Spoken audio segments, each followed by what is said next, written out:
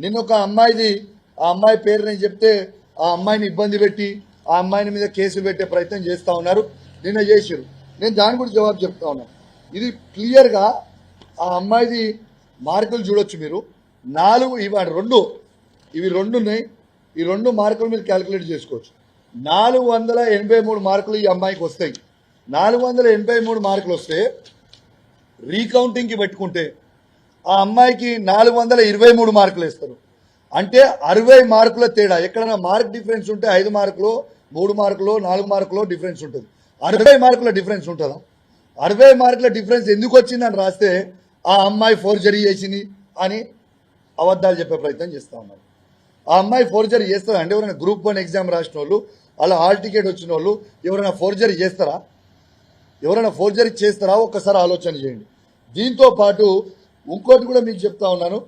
దీంతో పాటు Telangana moment state formation పేపర్కి హైయెస్ట్ మార్క్స్ ఎంత వచ్చినాయని ఇచ్చిండ్రు?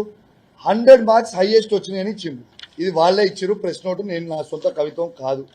100 మార్క్స్ హైయెస్ట్ అని వాళ్ళే ఇచ్చిర్రు.